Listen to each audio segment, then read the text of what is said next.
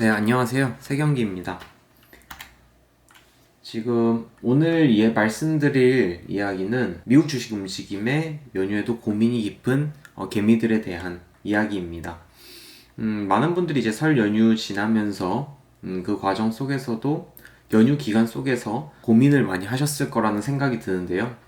아무래도 뉴욕 증시 3대 지수 모두 2020년 3월 이후 최대의 낙폭을 보였기 때문인데요. 보시면 이제 서학개미들이 지난달 순매수한 상위 10개 종목, 그러니까 가장 많이 매수했다라는 종목 10개 모두 주가가 하락한 것으로 나타났고, 그 손실률, 그러니까 그 하락폭도 굉장히 큰 것으로 나타났습니다.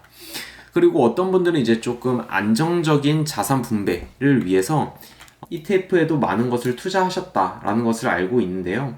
그 손실률도 무려 26.3%에 달하는 것으로 나타나고 있습니다. 왜 이렇게 떨어졌는지 아마 대부분 많은 분들이 아실 거라고 예상이 드는데요. 이제 1년이 지나면서 이제 1월 말, 2월 초 이제 한 달이 지나면서 2021년 어떻게 경제 흐름이 어땠는지에 대한 지표들이 이제 나오고 있어요. 이제 코로나 대응 때문에 부채가 3경 6천조 원 정도가 되고 있다. 그러니까 굉장히 감당하기가 좀 어려운 정도의 수치로 치닫고 있다라는 것을 알 수 있고요. 그렇다고 해서 이번 코로나 때문에 갑자기 이런 부채가 생겨났다라는 건 아닙니다. 보시면 이제 2020년 1월 말보다, 그러니까 딱 이제 코로나 타격을 딱 받기 직전이죠. 그때보다 863조 원 정도 늘어난 액수. 그러니까 감소하지 않고 계속 늘어나고 있다라는 것을 알 수 있습니다. 자, 그런데 뿐만 아니라 이제 반도체 부족 사태가 있었죠. 그래서 미국 경제가 291조 정도 손실이 있었다. 그래서 어떤 경제학자들이 이제 산출을 해보니까 자동차 800만 대 생산을 못했고, 그래서 그것 때문에 이제 미국 경제가 손실을 봤다라고 생각을 하고 있고요. 실제로 미국의 자동차 회사들이 굉장히 이제 수출을 많이 하고 있기 때문에 이런 지표를 낸 것으로 예상이 됩니다. 그런데 이제 그 반도체 공급망이 아직 해결되지 않았죠. 반도체 수요 회사가 지금 재고량 지금 5일분도 되지 않는다. 그러니까 지금 만약에 반도체 생산 라인이 갑자기 중단되거나 타격을 입게 되면 전 세계 경제가 타격을 받을 수 있다라고 지금 이야기를 하고 있습니다.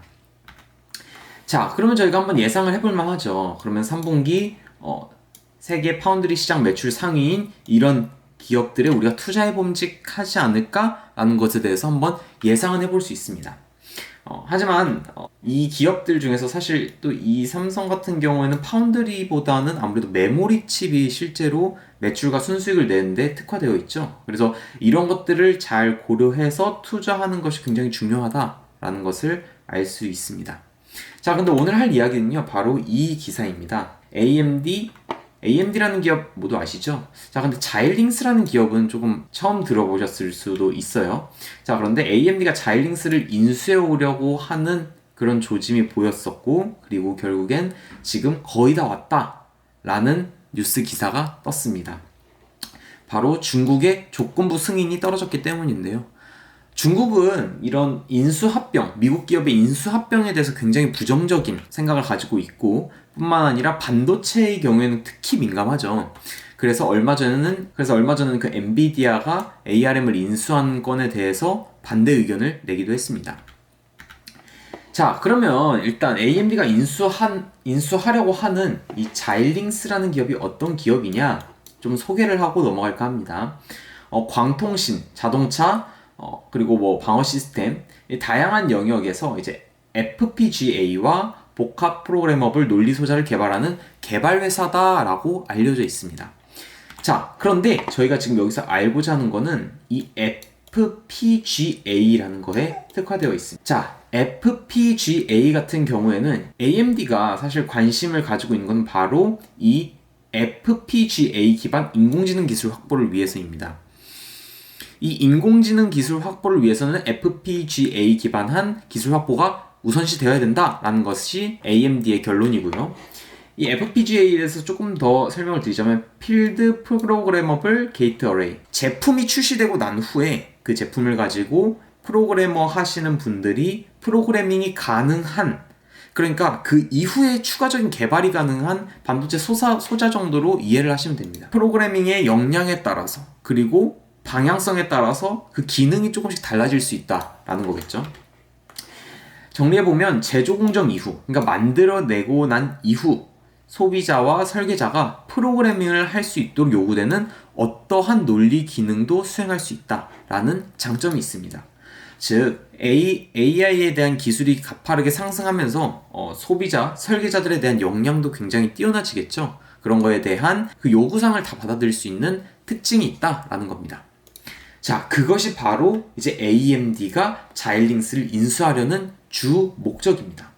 자, 만약에 이제 이게 인수를 하게 되면 이제 3파전이 되죠. 인공지능 칩 개발, 칩 제작에 대해서는 인텔과 엔비디아 그리고 AMD가 이제 3파전을 하게 됩니다. 인텔의 경우에는 반도체 칩 생산 1위죠. 물론 지금 삼성전자가 굉장히 위협을 하고 있고 최근 성과에 따르면 그 순위의 변동은 있을 수 있습니다. 그런데 굉장히 공고했던 1위였고 AMD 같은 경우에는 GPU 시장에서 압도적인 1등이죠. 그래서 이번에 만약에 ARM을 인수하게 되었다면 좀 더 다른 새로운 강자로 떠오를 수도 있었을 것입니다. 하지만 이제 AMD가 자일링스를 인수하면서 중국의 조건부 승인을 받으면서 또 다른 전략을 모색하는 이런 3파전으로 갈 수 있겠죠. 자, 근데 여기서 저희가 좀 자세히 봐야 될 거는 중국 경제당국의 조건부 승인입니다. 그러니까 여기 분은 이 리사수 누나는 대만 사람이죠. 중국은 이제 대만이랑 굉장히 사이가 안 좋죠. 자, 그런데 정말 저는 좀 승인할 줄 몰랐거든요. 그런데 조건부 승인에 어떤 조건을 달았냐면 AMD가 자일링스 제품을 묶어 팔지 않아야 된다. 그러니까 AMD가 자신의 물건을 팔면서 자일링스 제품과 섞어서 같이 묶어서 팔면 안 된다라는 조건이 있고요. 그리고 두 번째는 만약에 자일링스 제품을 같이 구매하지 않았을 때 불이익을 받아서는 안 된다. 이 두 가지 조건입니다. 이 두 가지 조건을 AMD가 어떻게 받아들였을지는 사실 잘 모르겠는데 제가 봤을 때는 사실 조금 AMD 입장에서는 굉장히 불합리한 조건일 수 있거든요. 그래서 한번 이 AMD에 대한 행보 그리고 이 조건부 승인을 받았을 때 이것마저도 수용하겠다라는 것에 대한 의견은 AMD의 이후에 뉴스를 통해서 한번 더 확인을 해봐야 될 것 같습니다.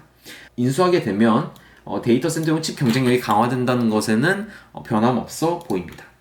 자, 그래서 저도 이제 AMD 주식을 이제 조금 사보려고 준비 중인데요. 지금 예수금이 없어서 못 사고 있습니다. 자, 보시면 이게 즉 3주 전에 제 계좌입니다. 100만 원을 넣었고 총평가는 86만 원. 예수금 당연히 포함해서요. 그래서 지금 이제 이 정도의 평가를 지금 받고 있고요. 그런데 시간이 지나면서 이제 현재입니다. 그때 이후로 뭐 전혀 보유량 뭐 변한 거 하나도 없고요. 그런데 다만 이제 금리 인상과 다양한 실물 경제 지표들이 나오면서 기술주죠. KLA와 엔비디아 모두 다 기술주입니다. 대표적인 기술주라서 특히 반도체에 특화되어 있죠. 총 수익률이 마이너스 7%를 기록하고 있습니다. 자, 보시면 이거는 그때 그래프입니다. 그때 당시에 100만 원이 조금 넘은 모습을 보이면서 다른 코스피나 코스닥, 뭐 나스닥에 비해서 굉장히 조금 좀 치고 올라오는 모습을 보였는데요. 지금 3주 뒤에, 자 3주 뒤죠. 1월 다섯째 주에 86만 원, 굉장히 큰 타격을 받았습니다. 굉장히 많이 떨어졌다고 생각했는데 심지어 코스피 그리고 나스닥보다도 더 떨어졌습니다. 그런데 코스닥보다는 아직 위에 있네요. 네, 그거 듣고 굉장히 좀 위안을 좀 삼았습니다. 자, 그런데 제가 지금 이제 아마 입금을 넷째 주, 다섯째 주 차에 입금을 하게 될 것 같습니다. 그러면 그때 다시 한번 뭐 AMD라던가 뭐 엔비디아라던가 뭐 인텔이라던가 어쨌든 조금 반도체 기업 쪽으로 한 주, 두 주 정도 더 매수를 하지 않을까 싶습니다. 네, 제가 오늘 준비한 자료는 여기까지고요.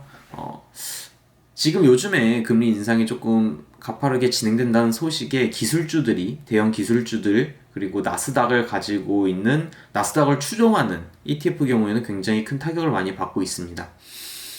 그럼에도 불구하고 조정이 받고 난 것은 위기는 곧 기회다라는 말이 있거든요. 그래서 저는 이 바닥 속에서 조금 더 매수 의견을 가지고 있습니다. 그래서 꾸준히 조금 매수를 하면서 장기적인 미래를 바라보는 그런 투자를 하려고 하고 있고요.